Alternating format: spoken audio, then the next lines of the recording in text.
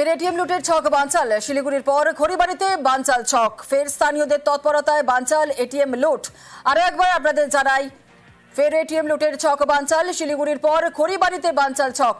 ফের স্থানীয়দের তৎপরতায় বানচাল এটিএম লুট। আরো বিস্তারিত বলবে আমাদের সঙ্গে রয়েছেন আমাদের প্রতিনিধি বিশ্বজিৎ মিশ্র। বিশ্বজিৎ, দেখো, একেবারে জাতীয় সড়কের পাশে রয়েছে এই বেসরকারি এটিএম এবং কাল সন্ধ্যা এই এটিএম এ কিন্তু 4 থেকে 5 লক্ষ টাকা সেখানে ঢোকানো হয়েছিল এবং তারপরেই এদিন ভোররাতে দেখা যায় যে 4 জন দুষ্কৃতীর দল প্রায় 1 ঘন্টা ধরে এলাকায় রেইকি করে এবং রেইকি করার পর যখন চারিদিকে নিঃশব্দ, সেই সময় এটিএম এর ভিতরে ঢোকে এটিএম ভাঙার চেষ্টা করে। লোহার রড দিয়ে এটিএম কে ভেঙে এটিএম থেকে টাকা লুটের প্ল্যান ছিল, কিন্তু সেই সময় কুকুরের আওয়াজ এবং চারিদিকে স্থানীয়রা তারা কিন্তু শব্দ পায়, পুলিশকে খবর দেয় এবং পুলিশ ঘটনাস্থলে কয়েক মিনিটের মধ্যে পৌঁছাতে এই যারা দুষ্কৃতী তারা কিন্তু 4 চাকার গাড়ি নিয়ে পালিয়ে যায়। পরবর্তীকালে পিছুটান করে পুলিশ এবং ঘটনাস্থল থেকে 4 জন উধাও হলেও এই ঘটনার পর পুলিশ সিসিটিভি ফুটেজ দেখে বিভিন্ন জায়গায় তল্লাশি শুরু করেছে, যেটা পুলিশের ধারণা যে এখন অব্দি এটিএম থেকে কোনো টাকা লুট হয়নি। তবে কিছুক্ষণ পরেই ব্যাংক কর্মীরা আসবে, তারপরে আরো বিষয়টি পরিষ্কার আসবে।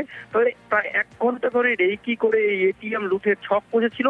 তুমি জানো যে গত মাসেই কিন্তু শিলিগুড়িতে এটিএম লুট এবং তারপরে এই বিহারের দুষ্কৃতীর দল হতে পারে এই ঘটনার সঙ্গে পুলিশের ধারণা। ইতিমধ্যে ঘটনাস্থল তদন্ত শুরু করেছেন সিআই নকশালবাড়ি এবং খড়িবাড়ি থানার পুলিশ। বিশ্বজিৎ, একটা বিষয় একটু জানার চেষ্টা করবো, খড়িবাড়ি এই এটিএম হানাতেও কি ভিন রাজ্যের যোগ রয়েছে, কি বলছে পুলিশ?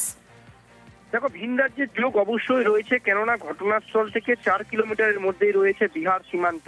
আর এই শিলিগুড়ির পথ, এই শিলিগুড়ি খড়িবাড়ির পথ মূলত বিহার সীমান্তের কাছেই এবং ঘটনাস্থলের কাছে। কাজে পুলিশের ধারণা এবং পুলিশ স্থানীয়দের কাছ থেকে এবং বিভিন্ন সিসিটিভি যে ছবি উঠে আসছে তাতে কিন্তু পরিষ্কার ধারণা যে বিহারের দুষ্কৃতীদের 4 জনের দল তারা কিন্তু একবারে রেইকি করে এই এটিএম ছক ছিল, প্রায় এটিএম কে ভেঙে এটিএম থেকে টাকা লুটের প্ল্যান ছিল, কিন্তু তা কিন্তু সম্ভব হয়নি।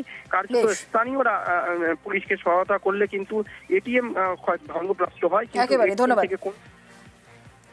দুটো নাগাদ বলে এটা ভাঙচুর করেছে। তো এটিএম এ থেকে কিছু নিতে পারিনি, এমনি ভিতরে সবকিছু সিসিটিভি ফুটেজ যা যা আছে সবকিছু ভেঙে দিয়েছে। হল্ট খুলতে পারিনি, কিন্তু যাবতীয় মানে এমনি সবকিছু ভেঙে দিয়েছে। এটা তো লোড করার প্ল্যান ছিল সম্পূর্ণ, এটার মধ্যে কোনো গার্ড এখন থাকে না। পুলিশ টহল যায়, এটা ঠিক মতো যদি চালিয়ে যায় তবে আমাদের সুরক্ষিত থাকবে।